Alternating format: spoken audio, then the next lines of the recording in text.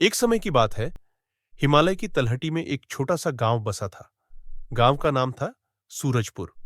चारों ओर हरियाली, छोटी छोटी झोपड़ियां और बीच में एक विशाल बरगद का पेड़ था, जिसके नीचे लोग शाम को इकट्ठा होकर बातें करते थे। इसी गांव में रहता था नबीन, एक 12 साल का लड़का। नबीन का चेहरा मासूम था, आंखों में चमक थी, लेकिन मन में एक अजीब सी बेचैनी रहती थी। उसे लगता था कि दुनिया में कुछ ऐसा है जो उसे समझ नहीं आता। वह अक्सर बरगद के पेड़ के नीचे बैठकर सोच में डूब जाता था। नबीन के पिता का नाम था मोहन। मोहन गांव का एक साधारण किसान था, मेहनती, ईमानदार, लेकिन जिद्दी। उसे लगता था कि जिंदगी बस खेतों में काम करने, पेट भरने और परिवार चलाने तक सीमित है। मोहन की पत्नी कुछ साल पहले बीमारी से चल बसी थी और तब से वह और नबीन अकेले रहते थे। मोहन को नबीन की सोचने की आदत समझ नहीं आती थी। वह कहता, नबीन, ये किताबें पढ़ना और ख्यालों में खोना छोड़ दे। खेत में मेरे साथ चल, कुछ काम सीख। लेकिन नबीन का मन खेतों में नहीं लगता था। गांव में एक और किरदार थी, मोहिनी। मोहिनी 16 साल की थी, सुंदर, चंचल और थोड़ी शरारती। वह गांव के कुएं के पास अपनी सहेलियों के साथ हंसती खेलती रहती थी। मोहिनी का सपना था कि वह एक दिन गांव छोड़कर शहर जाए, नाच गाना सीखे और अपनी पहचान बनाए। लेकिन उसके पिता, जो गांव के पुरोहित थे, उसे सख्ती से घर में रखते थे। मोहिनी को नबीन से दोस्ती थी। वह उसे चिढ़ाती, अरे सपने देखने वाले, बरगद के नीचे बैठकर क्या ढूंढ रहा है। नबीन मुस्कुरा देता, लेकिन जवाब नहीं देता। एक दिन गांव में हलचल मच गई। खबर आई कि गौतम बुद्ध अपने शिष्यों के साथ सूरजपुर के पास से गुजर रहे थे। लोग कह रहे थे कि बुद्ध कोई साधारण इंसान नहीं, बल्कि एक महान संत थे, जिन्होंने सत्य की खोज की थी। गांव के कुछ लोग उन्हें देखने जाने की तैयारी करने लगे। नबीन के मन में उत्सुकता जगी। उसने सोचा, शायद ये बुद्ध मेरे सवालों का जवाब दे सके। उसने मोहन से कहा, पिताजी, मैं बुद्ध को देखने जाना चाहता हूं। मोहन ने नाक भौं सिकोड़ी, क्या बकवास है। खेत का काम छोड़कर सन्यासियों के पीछे भागेगा, घर पर रह। लेकिन नबीन की जिद के आगे मोहन हार गया। उसने कहा, ठीक है, जा, लेकिन जल्दी लौट आना। नबीन ने मोहिनी को भी साथ चलने के लिए कहा। मोहिनी पहले हंसी, मैं बुद्ध से क्या लूंगी, नाच गाना तो सिखाएंगे नहीं। लेकिन फिर उसकी शरारत भरी आंखों में चमक आई। चल, मजा आएगा। दोनों गांव से निकल पड़े। रास्ते में जंगल था, छोटी सी नदी थी और पत्थरों का ढेर था। करीब 2 घंटे चलने के बाद वे उस जगह पहुंचे जहां बुद्ध अपने शिष्यों के साथ ठहरे थे। वहां का नजारा अद्भुत था। एक विशाल पीपल के पेड़ के नीचे बुद्ध बैठे थे।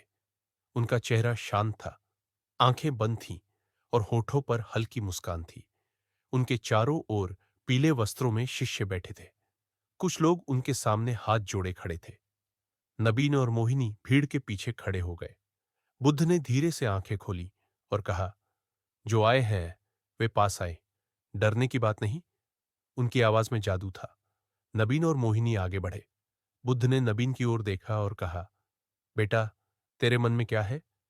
नबीन घबरा गया।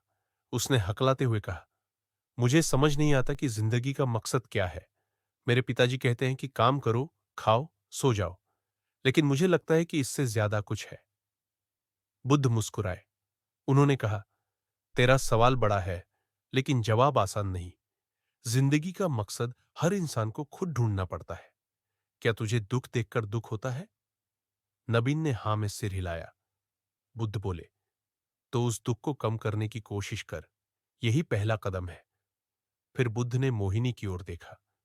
मोहिनी ने थोड़ा संकोच करते हुए कहा, मैं कुछ बड़ा करना चाहती हूं। गांव में सब एक जैसा करते हैं, मैं अलग होना चाहती हूं। बुद्ध ने कहा, बड़ा बनने में कोई बुराई नहीं, लेकिन बड़ा वही होता है जो दूसरों के लिए कुछ करता है। अपने लिए जीना आसान है, दूसरों के लिए जीना मुश्किल। क्या तू ऐसा कर सकती है। मोहिनी चुप हो गई। उसे लगा कि बुद्ध उसके सपनों को समझ रहे थे, लेकिन उन्हें एक नई दिशा दे रहे थे। उसी शाम नबीन और मोहिनी गांव लौट आए।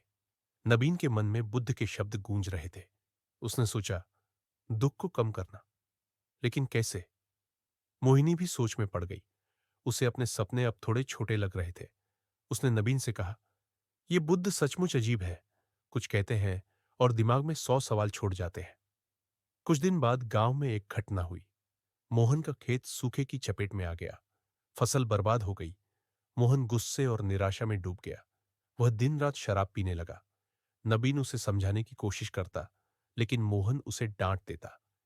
एक रात मोहन ने नबीन को घर से निकाल दिया। जा, अपने बुद्ध के पास चला जा, मेरे लिए कुछ मत कर। नबीन रोता हुआ बरगद के पेड़ के नीचे जा बैठा। मोहिनी को यह बात पता चली। वह नबीन के पास आई और बोली, रो मत, चल कुछ करते हैं। नबीन ने कहा, क्या कर सकते हैं? पिताजी को सब खत्म लग रहा है। मोहिनी ने कहा, बुद्ध ने कहा था ना, दुख कम करो। चल, गांव वालों से मदद मांगते हैं। दोनों ने गांव में घूम घूम कर लोगों से बात की। किसी ने अनाज दिया, किसी ने बीज, किसी ने पानी के लिए नहर खोदने में मदद का वादा किया। धीरे धीरे गांव वाले मोहन के खेत को फिर से हरा करने में जुट गए। मोहन को पहले गुस्सा आया, लेकिन जब उसने देखा कि नबीन और मोहिनी ने सारा गांव जोड़ दिया, उसका दिल पिघल गया। उसने शराब छोड़ दी और खेत में फिर से मेहनत शुरू कर दी। एक दिन उसने नबीन को गले लगाया और कहा, तू सही था, जिंदगी बस खेतों तक नहीं है। मोहिनी ने भी अपने सपनों को नया रूप दिया। उसने गांव में बच्चों को नाच गाना सिखाना शुरू किया। उसे लगा कि शहर जाने से बेहतर है कि वह अपने गांव को ही रंगीन बनाए।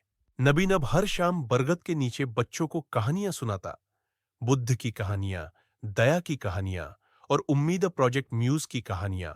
एक साल बाद बुद्ध फिर से सूरजपुर आए। गांव अब पहले से ज्यादा खुशहाल था। बुद्ध ने नबीन और मोहिनी को देखा और कहा, तुमने सत्य ढूंढ लिया। जो दूसरों का दुख कम करता है, वही असली बड़ा बनता है। मोहन भी वहां था। उसने बुद्ध के पैर छुए और कहा, मेरे बेटे ने मुझे जिंदगी का मतलब सिखाया। और इस तरह सूरजपुर की मिट्टी में बुद्ध की छाया बस गई। नबीन, मोहन और मोहिनी ने अपने अपने तरीके से जिंदगी को नया रंग दिया। गांव में अब हर शाम हंसी गूंजती थी और बरगद का पेड़ सबके लिए एक नई शुरुआत का प्रतीक बन गया।